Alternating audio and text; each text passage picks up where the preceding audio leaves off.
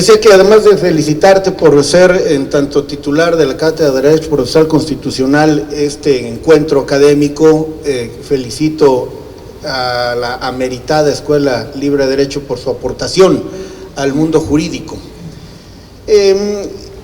Quiero hacer primero algunas precisiones.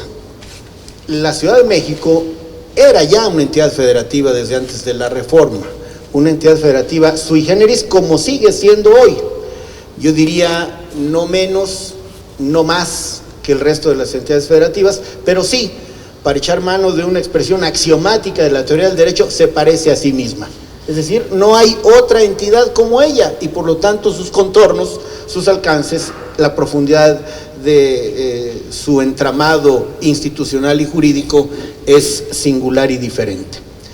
Para tratar de tomar algunas de las propuestas aquí formuladas por quien encabeza este panel, yo estoy seguro que esta Constitución le da una gran aportación al constitucionalismo local y al constitucionalismo mexicano, que siempre está en búsqueda de generar mejores normas para una realidad que exige no solo la regulación del estado de cosas imperantes, sino también la Constitución en tanto aspiración, proyecto, pacto político.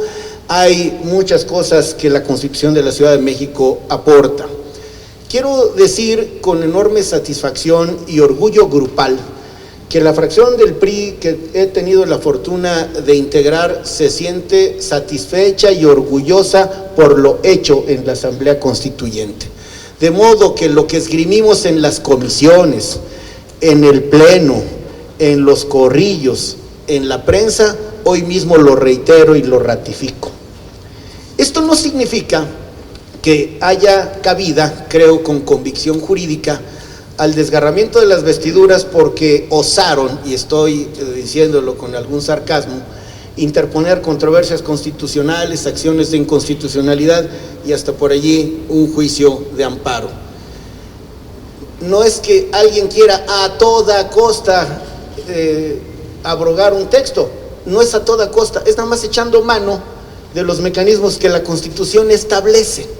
Por lo tanto, me parece un poco soberbio o quizás ingenuo suponer que esta decisión de una autoridad colegiada creada ex profeso no podría estar sujeta a controles constitucionales. Por lo tanto, como soy un creyente en el Estado de Derecho, en el Estado constitucional y democrático de derecho, nosotros nos atenemos a la resolución del Tribunal Constitucional y tenemos nuestras propias conjeturas, hemos hecho nuestros propios balances. Nos sentimos orgullosos de aquello que pudimos impulsar en las comisiones o en el pleno, y esto tiene que ver también con la pregunta hecha por Claudia. Por supuesto que creemos que la Carta de Derechos es importante y ejemplar. Hay quienes afirman que las constituciones de las entidades federativas, y esta lo es, tendrían que dedicarse solo a la parte orgánica y dejarle lo que tradicionalmente hemos conocido como la parte dogmática, los derechos fundamentales, los derechos humanos, los derechos atinentes a todo aquello que contuvo la reforma constitucional de 2011, dejárselos a la Constitución Federal o al mundo de la convencionalidad del que ahora México irremediablemente forma parte. Es mi convicción, no podría hacerlo a título de grupo, que la Carta de Derechos es perfectamente válida, legítima, y que el carácter expansivo de los derechos humanos que establece la propia Constitución y las convenciones internacionales le es aplicable a la Constitución de la Ciudad de México. Nos parece importante como grupo parlamentario haber ido por la progresividad en los derechos humanos. Nos parece que es congruente con la Constitución Federal. Nos parece importante haber logrado que el 22% del presupuesto de las alcaldías deberá ser utilizado para infraestructura, equipamiento urbano y servicios públicos, toda vez que hoy la peligrosa liberalidad en el destino de esos recursos deja en el desamparo al personaje más importante de la ciudad, que es justamente el ciudadano. Es importante destacar que nosotros tuvimos una opinión distinta del planteamiento de arranque contenido en la propuesta del jefe de gobierno a propósito de una renta básica, y que construimos no solo nosotros, sino con una abultada mayoría, al punto que dimos la mayoría calificada, el concepto de mínimo vital. Nos parece que marca la pauta y abre brecha en la discusión sobre la supresión del fuero. Dimos el debate, esgrimimos con razones, pero no ganamos votaciones en temas como la migración, la revocación del mandato, la nulidad de la elección, el Consejo Judicial Ciudadano, el control constitucional y convencional de derechos humanos, entre otros asuntos, por cierto, controvertidos constitucionalmente. No puedo decir que nosotros esperaríamos, por razones de posición estrictamente jurídica, que en estos temas, porque así lo acreditamos en la Asamblea, la Corte cambie el destino de estos preceptos concretos.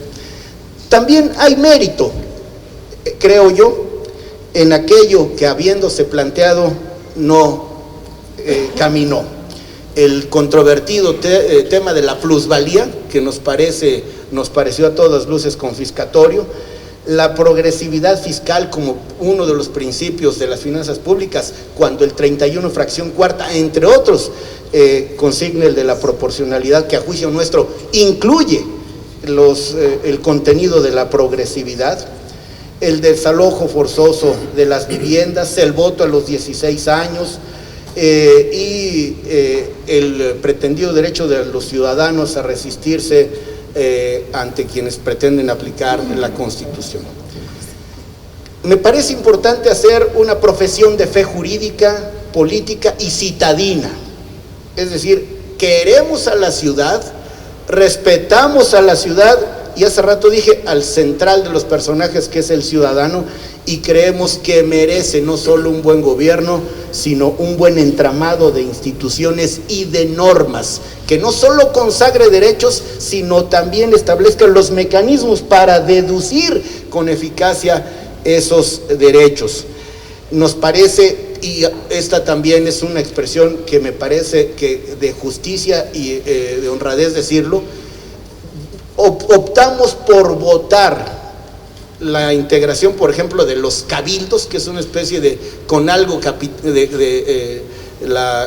capitalina, es decir, la suma de las autoridades locales, que no está prevista en el 122 y que tiene facultades, y lo hacemos con la responsabilidad de quien tomó la decisión. Justicia para adolescentes, que creo que sí es un asunto atinente al Congreso de la Unión, como la regulación de la ejecución de penas o el Parlamento Metropolitano. En fin, déjenme, porque el tiempo es el principal, el más terrible de los verdugos. Lo dicho está. En consecuencia, asumimos pública, política, explícitamente lo que dijimos y lo que hicimos. Y nos parece que es saludable para un régimen democrático que haya este diálogo jurídico y político de cara a la sociedad, diálogo en sentido lato, el diálogo a través del desahogo de las controversias, las acciones, el juicio de amparo y todo cuanto los actores o los interesados en este tema han tenido a bien decir. Como al final somos una clase política formada en la institucionalidad, nosotros creemos, por el contrario, que en los últimos años, y lo voy a documentar con cifras porque será lo último que voy a decir, dos cosas voy a decir, justamente el periodo presidencial más reformador ha sido el del presidente Enrique Peña. Y a los datos, de las 703 reformas y adiciones que han tenido verificativo en 100 años de vigencia constitucional, 148 han tenido lugar en prácticamente 4 años. Y un buen número de ellas, las reformas transformadoras, 9 de ellas constitucionales y 4 de ellas a legislación secundaria, lo que hacen es justamente redistribuir el poder. Por lo tanto, no solo no hay concentración, es cuando más se han creado organismos constitucionales autónomos, todos o las facultades de todos ellos en demérito de facultades que originalmente eran del Ejecutivo Federal, lo cual, dicho de paso, nos parece saludable, republicano, y hace que el eje en el ejercicio del poder cambie de ser históricamente vertical por uno horizontal, donde el protagonismo cae en el ciudadano. Y lo último, hay mandatos del propio 122, porque lo demás en buena medida está sujeto a la decisión del Tribunal Constitucional. Pero hay dos cuestiones al menos que son parte del mandato que el 122 trae consigo. Las leyes que establezcan bases de coordinación entre los poderes federales y los poderes locales de la Ciudad de México, que por cierto ambos preceptos de lo que estoy hablando son competencia del Congreso de la Unión. Y segundo, la ley que establecerá las bases para la organización y funcionamiento del Consejo de Desarrollo Metropolitano. Desde las primeras reformas al 122 para fortalecer al entonces Distrito Federal, se habló del fenómeno metropolitano, habida cuenta, y termino, que el desarrollo urbano, la provisión de agua, el drenaje, el medio ambiente, el transporte, la vialidad, incluso problemas de seguridad pública, no conocen límites territoriales. Asumo entonces el compromiso con una posición no partidaria, sino capitalina y mexicana, bajo el signo de la responsabilidad de legislar en estas materias. Gracias. Muchas gracias.